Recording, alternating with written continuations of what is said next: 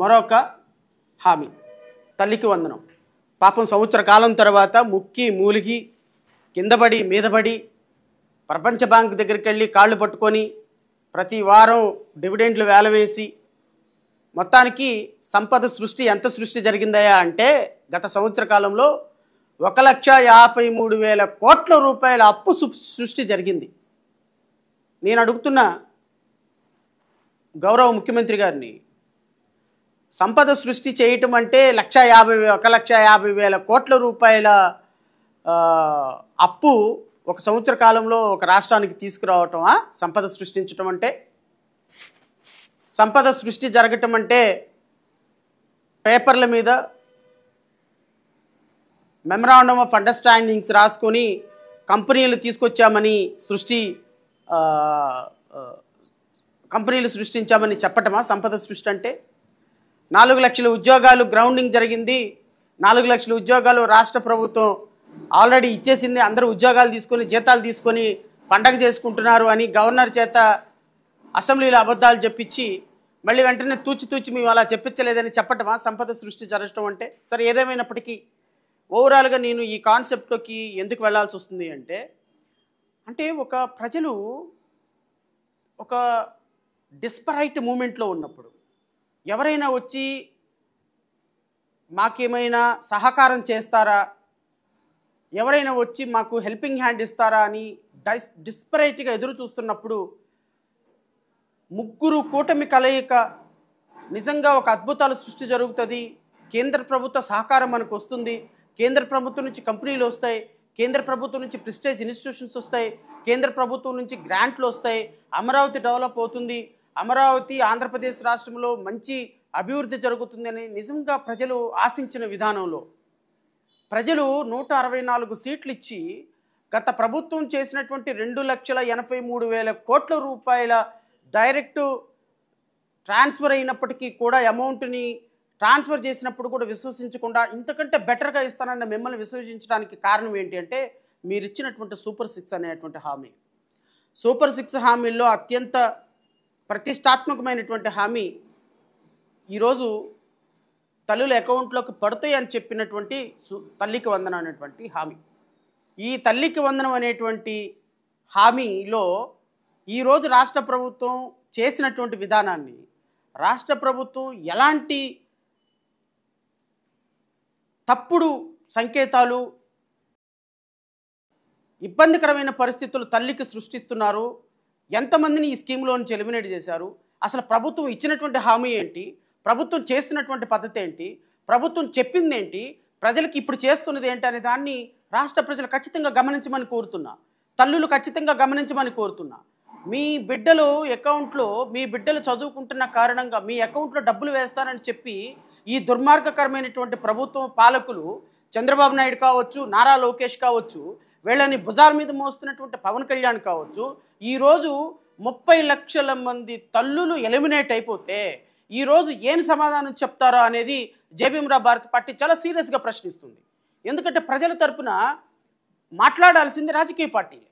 ఖచ్చితంగా రాష్ట్ర ప్రభుత్వంలో పెద్దలు ఇచ్చినటువంటి హామీని మీకు 15,000, నీకు 15,000, నీకు 15,000, నీకు 15,000 అని చెప్పి ఊరు వాడ ప్రచారం చేయించి నీకు 18,000, నీకు 18,000, నీకు 18,000, నీకు 18,000 అని చెప్పి ఊరు వాడ ప్రచారం చేయించి ప్రతి ఎమ్మెల్యే, ప్రతి మాజీ మంత్రి, ప్రతి నాయకుడు రోడ్ల మీదకి వచ్చేసేసి ప్రజల మస్తిష్కాల్లో ఒక తెలియని అయోమయ స్థితిలోకి వాళ్ళని తీసుకొని వెళ్ళిపోయి అబద్ధాలు కుప్పించి ఈరోజు అధికారం వచ్చిన తర్వాత, నేను చెప్తున్నాను, అధికారం వచ్చిన తర్వాత మీరు చేస్తున్నటువంటి ఈ దుర్మార్గకరమైనటువంటి డీఫ్రాడ్ యాక్టివిటీస్ ఏమైతే ఉన్నాయో ప్రజలు గమనిస్తారన్న విషయం మాత్రం గుర్తుపెట్టుకోండి.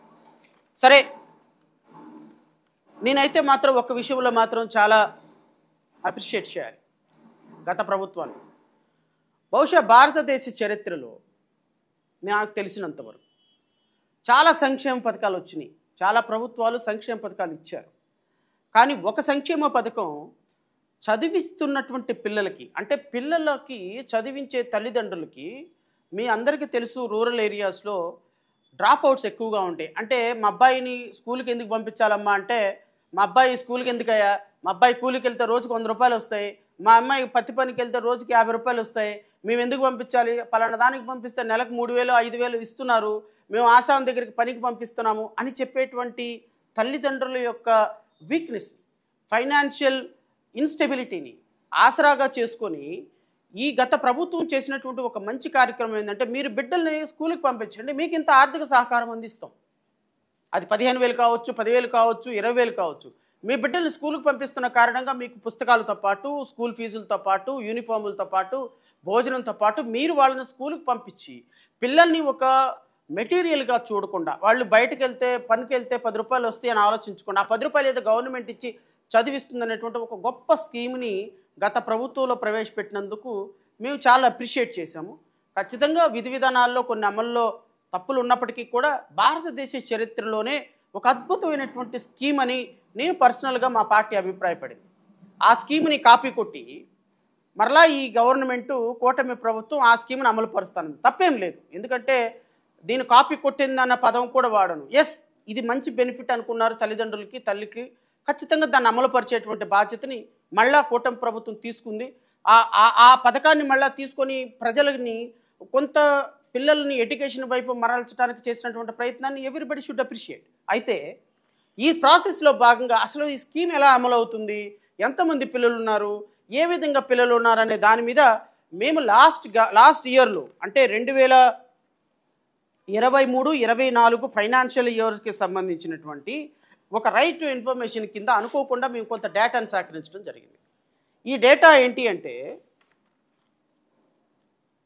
ఫస్ట్ క్లాస్ నుంచి 10th క్లాస్ వరకు గవర్నమెంట్ స్కూల్స్లో ఎంతమంది పిల్లలు చదువుతున్నారు, ప్రైవేట్ స్కూల్స్లో ఎంతమంది పిల్లలు చదువుతున్నారు. బహుశా అది ఇంటర్నెట్లో కూడా అవైలబిలిటీ ఉంటుంది, నేను చెప్పాల్సినంత రైట్ ఇన్ఫర్మేషన్ కింద తీసుకోవాల్సిన అవసరం లేదు. బట్ రైట్ ఇన్ఫర్మేషన్ కింద తీసుకుంటే కొంత అథెంటికేషన్ ఉంటుంది అన్న ఒక ప్రాసెస్లో భాగంగా నేను ఈ డేటాని లాస్ట్ ఇయర్ తీసుకోవడం జరిగింది. లాస్ట్ ఇయర్ తీసుకున్న సందర్భంలో అనుకోకుండా పిల్లలు ఫస్ట్ క్లాస్లో ఎంతమంది, ఫస్ట్ క్లాస్ నుంచి 2nd క్లాస్ వరకు, 2nd class, 3rd class, 4th class, 5th class, 6th class, 7th class, 8th class, 9th class, 10th class, first year intermediate, second year intermediate, ఓవరాల్గా 1వ తరగతి నుంచి 12వ తరగతి వరకు బోత్ ఎక్కడెక్కడ చదివే పిల్లలకి ఎలిజిబిలిటీ ఉంది యాజ్ పర్ జీవో ప్రకారం. ఈ జీవో ప్రకారం ఇప్పుడు కాదు అప్పుడు ఇచ్చినటువంటి గవర్నమెంట్ జీవో ప్రకారం ఇది class 1 to 10th including intermediate education in all recognised government, private aided and private unaided schools, junior colleges including residential schools / junior colleges in the state of Andhra Pradesh from the academic year 2025-26. So both first నుంచి intermediate వరకు residential schools కావచ్చు, junior college కావచ్చు, unaided కావచ్చు, private కావచ్చు, government కావచ్చు, ఈ స్కూల్స్లో చదివే ప్రతి పిల్లవాడికి కూడా ఈ స్కీమ్ అప్లికబిలిటీ ఉంది. యాజ్ పర్ లాస్ట్ గవర్నమెంట్లో ఉన్న జీవో ప్రకారం ఉంది, ఇప్పుడున్నటువంటి జీవో ప్రకారం ఉంది. సో గత ప్రభుత్వంలో మేము తీసుకున్నటువంటి డేటా ప్రకారంగా ఈ డేటా కూడా నేను మీకు చదివి వినిపిస్తా. LRRC number 36/111/2023 GS and GR2 CSC last year తీసుకున్నటువంటి ఈ డేటాతో పాటుగా నాకు వచ్చినటువంటి ఇన్ఫర్మేషన్లో మొత్తం ఆంధ్రప్రదేశ్ రాష్ట్రంలో గవర్నమెంట్ స్కూల్స్లో 1 నుంచి 10th క్లాస్ వరకు 41,40,688 మంది పిల్లలు చదువుతున్నారు. 41,40,688 మంది పిల్లలు. ప్రైవేట్ స్కూల్స్లో 30,54,844 మంది పిల్లలు చదువుతున్నారు. సో ఓవరాల్గా ఈ రెండు చూసుకుంటే గత ప్రభుత్వంలో ఇచ్చినటువంటి చదువుతున్నటువంటి పిల్లల సంఖ్య మొత్తం 71,95,532 మంది పిల్లలు, బోత్ ప్రైవేట్ అండ్ గవర్నమెంట్ స్కూల్స్లో చదువుతున్నటువంటి పిల్లలు. ఏది 1 నుంచి 10th క్లాస్ వరకు మాత్రమే. అయితే దీనికి first year intermediate and second year ఇంటర్మీడియట్ని కూడా యాడ్ చేయాల్సిన పరిస్థితి ఉంది. సో అకార్డింగ్ టు ది ఈ గవర్నమెంట్ రూల్స్ ప్రకారం, ఈ గవర్నమెంట్ ఇచ్చినటువంటి జీవో ప్రకారం, ఈ జీవో ప్రకారంగా GO MS number 26 dated 12/6/2025 Chandrababu Naidu garu కూటమి ప్రభుత్వం ఇచ్చినటువంటి జీవో ప్రకారంగా first year expected admissions, first class expected admissions, first year intermediate expected admissions 5,32,485 మంది. So last year 10th class వరకు చదివినటువంటి పిల్లలు మొత్తం 71,95,532 మంది అయితే దానికి ఫస్ట్ ఇయర్ ఇంటర్మీడియట్ పిల్లల్ని ఈ సంవత్సరం యాడ్ చేసుకుంటే మొత్తం 83,15,255 మంది స్టూడెంట్స్ బోత్ ఇంటర్మీడియట్ వరకు కానీ ఫస్ట్ క్లాస్ నుంచి 10th క్లాస్ వరకు కానీ ఎలిజిబిలిటీ ఉంటే కూటమి ప్రభుత్వం ఎంతమందికి ఇస్తుందో తెలుసా అండి? మొత్తం 54,94,94,703 మంది.